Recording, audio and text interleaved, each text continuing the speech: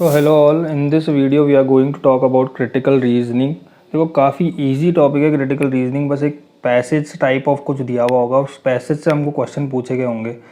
Passage से related assumptions पूछ सकता है, कंक्लूजन पूछ सकता है, या उससे क्या पैराडॉक्स है उसमें, या क्या उससे मोटिव निकल के आता है, तो टाइटल क्या होगा, या इस तरह से क्वेश्चन पूछ सकता है पैसेज से। देखते हैं question number first. Many business offices are located in buildings having 2 to 8 floor. अब कई सारे बिजनेस ऑफिसेज बिल्डिंग्स के अंदर लोकेटेड हैं जिसमें 2 से 8 फ्लोर तक है। अब if a building has more than 3 floors, अब 2 से 8 फ्लोर्स तक है, 2 से 8 फ्लोर्स तक है ना, कई सारे ऑफिसेज। अब अगर बिल्डिंग में 3 से ज़्यादा फ्लोर है तो उसमें लिफ्ट होगी, मोर देन 3 फ्लोर्स है तो लिफ्ट होगी, है ना।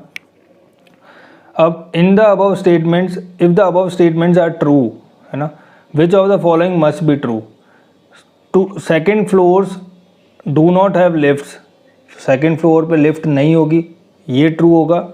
सेकेंड है 7th फ्लोर हैव लिफ्ट्स, तो 7th फ्लोर पे लिफ्ट होगी। अब देखो हमको यहाँ से तो ये श्योर है कि 3rd फ्लोर से ज़्यादा वाले पे लिफ्ट होगी, तो 7th फ्लोर पे लिफ्ट होगी, ये श्योर लग रहा है हमको।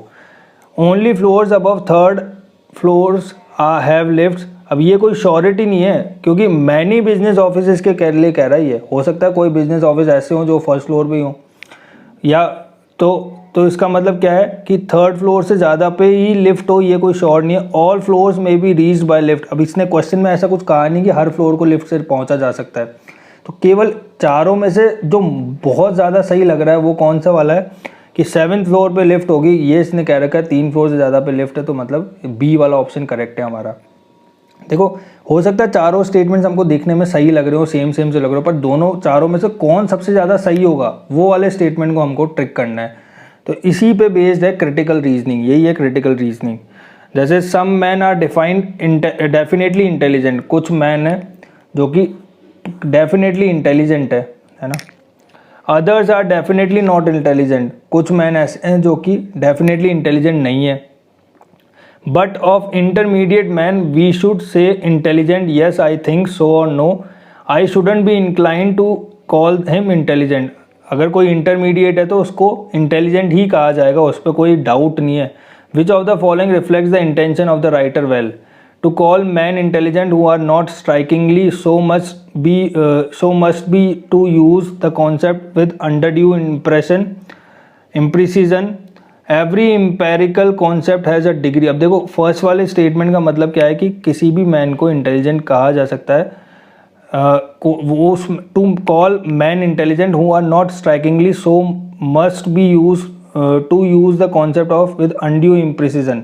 अगर कुछ ऐसे मैन है तो जिसको हम इंटेलिजेंट कह सकते हैं, जैसे कौन से, अब देखो पैसेज से हमको यही निकल के आ रहा है, तो call man who are not strikingly, जो कि स्ट्राइकिंगली अगर इंटेलिजेंट नहीं है तो उसको हम इंटेलिजेंट नहीं कह सकते। तो यहाँ से हमारा देखो चारों ऑप्शन देख लेते हैं। Every empirical concept has a degree of vagueness, calling someone intelligent और not depends upon one's whom, there is no need to be as indecisive as the writer of the above.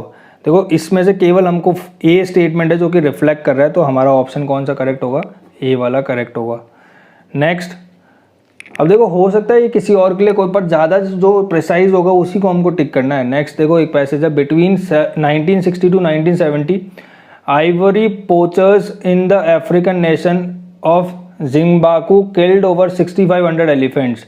During that period the total elephant population in Zimbabwe fell from 35,000 to just under 30,000. In 1970 new anti-poaching measures were implemented in Zimbabwe, and between 1970 to 1980 over 800 poachers were arrested and expelled from the country. Nevertheless, by 1980 the elephant population in Zimbabwe had fallen to about 21,000. Which of the following is true, if true, would best help to explain apparent paradox presented above? Paradox मतलब एकदम विरोध में कौन सा statement होगा इसके। तो the poachers arrested in Zimbabwe between 1970 to 1980 were really sentence to 2 long prison terms, कुछ कह नहीं सकते। Because of highly publicised campaigns against the slaughter of elephant, demand for ivory fell between 1970 to 1980, ये भी नहीं कह सकते क्योंकि डिमांड तो इसकी बड़ी ही होगी। The elephant population in neighbouring Mombasa rose slightly between, इसका बारे में कुछ नहीं कह सकते क्योंकि कोई पैसेज में इसका डिस्क्रिप्शन दिया हुआ ही नहीं है। नेक्स्ट है हमारे पास D, in Zimbabwe between 1970 to 1980 thousands of acres of forest the elephant's natural habitat were cleared for farming. अब देखो ये तीनों जो थे ना ये फिर भी इससे मिलते थे, पर ये डी वाला तो बिल्कुल ही नहीं मिलता इससे। तो हमारा ऑप्शन पैराडॉक्स वाला कौन सा होगा? डी वाला। The paradox can be explained if an option offers an alternate reason for decrease of population. So option D does that. Option D ने ऐसा किया कि डिक्रीज इन पॉपुलेशन का एक और रीजन बताया, तो ये क्या है? ऑप्शन डी करेक्ट है। Next, if highways were restricted to cars and only those trucks with capacity of less than 8 tons, most of the truck traffic would be forced to run outside highways. Such a reduction in the amount of truck traffic would reduce the risk of collisions on highways. अब देखो, the conclusion drawn from first sentence depends on which of the following assumptions. अब कौन सा assumption पे ये conclusion निकाला गया? The roads outside highway would be as convenient as highway for most drivers of trucks. ये तो बिल्कुल नहीं हो सकता। Most of the roads outside highway are not ready to handle truck traffic. इसका तो कोई लिंक ही नहीं है यहाँ पे। हाईवे की बाहर की रोड्स जो कि ट्रक ट्रैफिक को हैंडल नहीं कर सकती, ऐसा कुछ हो ही नहीं सकता। फिर वो बाहर से क्यों ट्रक्स को निकालते?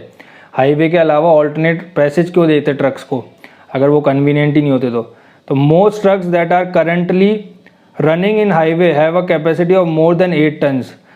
Cars are at a greater risk of being involved in collision than are trucks. देखो जो सी वाला ऑप्शन है, देखो इसने क्या रखा है? If highways are restricted to cars and only those trucks with capacity of less than 8 tons, most of the truck traffic would be force to run outside. इसका मतलब क्या हो रहा है कि ज़्यादातर ट्रक ट्रैफिक किसकी वजह से हो रहा है? जो ट्रक्स 8 टन से ऊपर वाले ना उनकी वजह से एक्सीडेंट्स हो रहे हैं। तो इस फर्स्ट स्टेटमेंट से हमको ये पता लग रहा है, तो सी वाला जो ऑप्शन है वो हमारा करेक्ट ऑप्शन लग रहा है फर्स्ट स्टेटमेंट से। तो सी वाला ऑप्शन क्या होगा? करेक्ट होगा। एक लास्ट और देख लेते हैं। A highly cohesive work group is a pre requisite for hi team performance. Sociologists point out that the association between success and group cohesion owes to the support individual team members give to one another and their acceptance of the group's activity and goals. Each of the following, if true, either supports or cannot weaken the sociologist's assumption about the relationship between success and cohesion, except a group of Japanese researchers found that the successful work teams were led by dominant leaders. ऐसा कुछ भी नहीं हो सकता।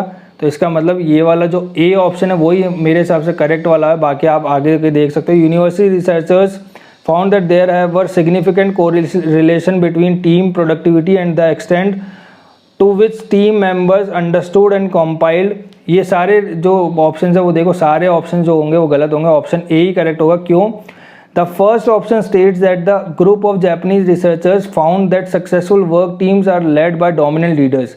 Thus, it weakens the main question, which points out that the work cohesiveness is a prerequisite for high team performance. तो high team performance कहाँ से हुई? तो इसका मतलब ये कॉन्ट्राडिक्शन आ रहा है। तो हमारा कौन सा वाला ऑप्शन करेक्ट है? ए वाला ऑप्शन हमारा करेक्ट है। तो इस तरह से हमको सारे ऑप्शंस पे जाना पड़ेगा, फिर उनमें से जो सबसे ज़्यादा बेटर लग रहा है उसको हमको करेक्ट टिक मारना पड़ेगा।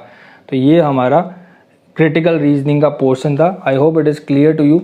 सो थैंक यू ऑल।